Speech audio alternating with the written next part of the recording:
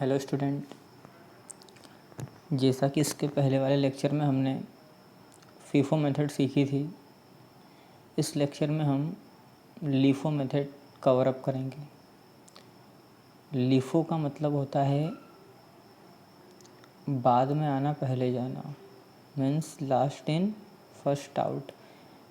Market से हम जो भी सामान अगर बाद में ख़रीद के लाते हैं उसे हमें पहले सेल आउट करना है, या कोई मटेरियल हम प्रोडक्शन का काम करते हैं, कोई मटेरियल बाद में लेके आते हैं तो उसको पहले यूज़ करेंगे और जो पुराना मटेरियल होगा उसे बाद में यूज़ करेंगे। तो जो भी नाम में जैसे है इसका बाद में आना और पहले जाना, जो बाद में आएगा वो पहले चला जाएगा। अब जैसा कि क्वेश्चन में यहाँ पर दे रखा है 1 अप्रैल 2009 को हम मटेरियल परचेस करके लाए 900 kg, एक की प्राइस है 10। 4 तारीख के दिन हमने 800 यूनिट इशू कर दिया। 8 को हम फिर 400 यूनिट लेकर आए, प्राइस है 11 रुपीज़। 12 तारीख के दिन हमने फिर इशू किया 300 यूनिट को। 16 तारीख के दिन 800 यूनिट हम लेकर आए, एक की प्राइस है 12 रुपये। 18 तारीख को हमने इशू करी इसमें से 400 यूनिट। 25 तारीख के दिन हम 700 यूनिट रिसीव की हमने, एक की प्राइस 13 रुपीज़ है। 28 को हमने इशू की 600।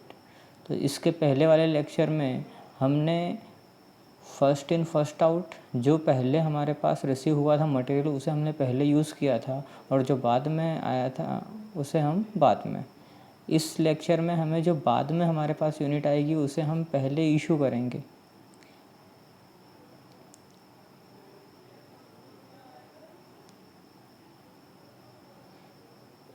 देखिए, सबसे पहले 1 अप्रैल को हमने रिसिप्ट में 900 यूनिट लिखा।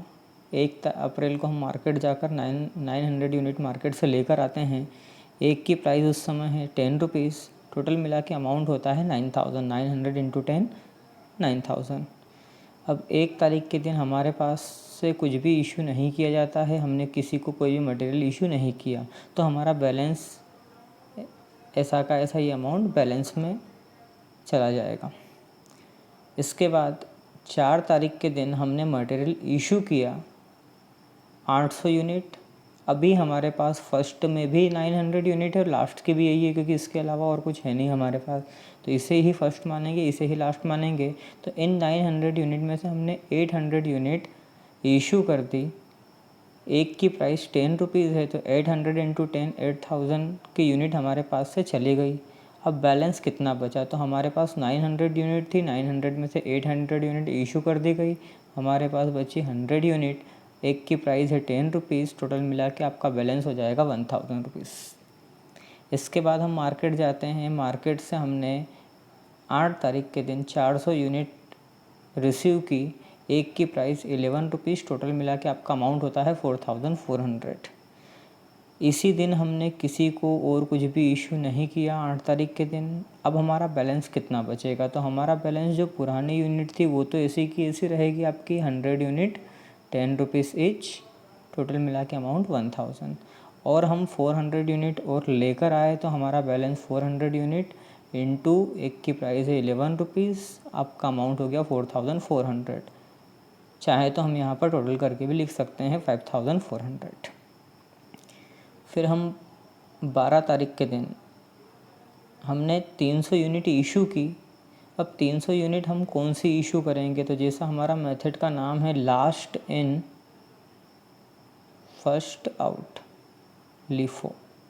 अब हमारे पास बैलेंस में जो यूनिट रखी है, इसमें बाद में जो यूनिट आई है पहले हमें उसे देना है, तो हमारे पास बाद में ये 400 यूनिट्स आई है। तो जो बाद में 400 यूनिट आई है उसमें से हमने इसे सप्लाई कर दी 300 यूनिट। एक की प्राइस है 11 रुपीज़। टोटल मिला के अमाउंट होता है 3300। अब हमारे पास बैलेंस कितना बचेगा, तो बैलेंस में हमें याद रखना है ये 100 यूनिट तो एज इट इज़ हम लिखेंगे क्योंकि ये पहले आई थी और जो पहले आई थी वो अभी हम इशू नहीं करेंगे, जो बाद में आई थी वो इशू करेंगे। तो 400 यूनिट में से हमने यहाँ सप्लाई की 300 यूनिट, हमारे पास 100 यूनिट रिमेनिंग है। एक की प्राइस जो है आपकी वो है 11 रुपीज़। तो इस अकॉर्डिंग आपका बैलेंस निकलेगा 100 यूनिट 10 रुपीज़ ईच, जो पहले आई थी वो एज इट इज़ लिखी। 400 में से आपकी 300 यूनिट चले गई, एक की प्राइस 11 रुपीज़ है, तो टोटल मिला के हम यहाँ पर लिख सकते हैं 2100। इसके बाद हम मार्केट जाते हैं। मार्केट गए हम, मार्केट से 16 तारीख के दिन हमने 800 यूनिट रिसीव की, एक की प्राइस 12 रुपीज़ है, 9600 का टोटल अमाउंट होता है। इस दिन हमने किसी को भी कुछ भी यूनिट इशू नहीं की, तो हमारा बैलेंस बचेगा। जो पुरानी यूनिट थी वो तो एज इट इज़ लिखी, और हमने रिसीव की 800 यूनिट, एक की प्राइस 12 रुपीज़, अमाउंट आता है 9600। तो कुल मिला के यहाँ पर चाहें तो आप टोटल कर सकते हैं। 2 यूनिट तो आपकी पुरानी थी 100, 10 रुपीज़ और 11, ये तो एज इट इज़ लिखी, और हमने रिसीव की 800, तो यहाँ पर 2 और 1 3 अमाउंट हो गए। फिर 18 को हमने 400 यूनिट इशू की। अब 400 यूनिट हम इशू कौन सी करें, तो 400 यूनिट जो हमें इशू करना है, फिर वही मेथड हमारी लास्ट में जो आया है वो, तो हमारे पास ये 3 तरीके की यूनिट रखी है। सबसे लास्ट में हमारे पास ये 800 यूनिट आई है, तो 800 यूनिट में से उसने हमसे कितनी डिमांड की है, 400 यूनिट। 800 यूनिट की प्राइस कितनी है, 12, तो 400 यूनिट हमने इसको दे दी, एक की प्राइस है 12 रुपीज़, टोटल मिला के अमाउंट होता है 4400। अब हमारा बैलेंस कितना बचेगा, तो यहाँ ये तो एज इट इज़ रहेगा, ये 100 यूनिट 10 और 100 unit 11 rupees as it is लिखेंगे बैलेंस में। 800 यूनिट में से हमने सप्लाई की है 400 यूनिट, मतलब 800 माइनस 400, हमारे पास बैलेंस में बच रही है यहाँ पर 400 यूनिट। अब ये जो 400 यूनिट है, ये 100 यूनिट एज इट इज़ है, और 800 में से 400 चले गई। अब हमारे पास बची है 400 यूनिट। 800 यूनिट जो थी उसकी प्राइस 12 रुपीज़ थी, इसमें से 400 गई, तो यहाँ पर 400 यूनिट 12 रुपीज़ वाली रिमेनिंग है। तो यहाँ हमारा ये बैलेंस बच जाएगा, चाहे तो हम यहाँ पर टोटल करके लिख सकते हैं। फिर हम मार्केट जाते हैं। मार्केट से हम 25 को 700 यूनिट परचेस करके लाते हैं, एक की प्राइस 13 रुपीज़ है, टोटल मिला के अमाउंट होता है हमारा 9100।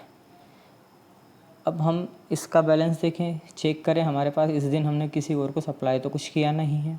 अब सप्लाई नहीं किया है तो जो पुरानी यूनिट है हमारी 1100, 100 और 400, ये तो आपका एज इट इज़ है, और हमने रिसीव और की है 700 यूनिट, एक की प्राइस है 13 रुपीज़, टोटल मिला के अमाउंट होता है 9100। अब आते हैं हम लास्ट वाले पॉइंट पे।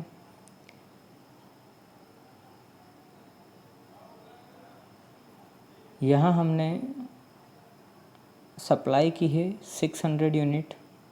अब 600 यूनिट की हमसे डिमांड हुई, अब 600 यूनिट हम इसमें से कौन सी दें, तो आपको फिर वही याद रखना जो लास्ट में आई है वो। हमारे पास 4 तरीके की यूनिट थी, जिसमें से सबसे लास्ट में हमारे पास यूनिट आई है 700। 700 में से हमने सप्लाई की 600, तो ये 100, ये 100 और ये 400 आपकी 10, 11 और 12 रुपीज़ वाली एज इट इज़ है।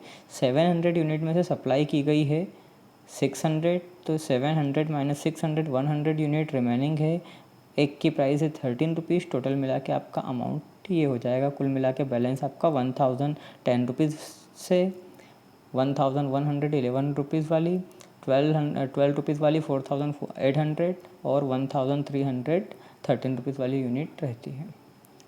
तो इस तरीके से हम लास्ट इन फर्स्ट आउट मतलब LIFO मेथड को सॉल्व करते हैं। दोनों मेथड लगभग सेम है, बस आपको इतना याद रखना है, जब FIFO मेथड का अगर वो बोले तो जो पहले यूनिट आएगी हम उसे पहले सप्लाई करेंगे, उसे पहले इशू करेंगे, और अगर LIFO मेथड होगी तो जो यूनिट हमारे पास सबसे एंड में आएगी उसको हम सबसे पहले इशू करेंगे, और जो बचेगी उसको हम बैलेंस में लिखते जाएंगे।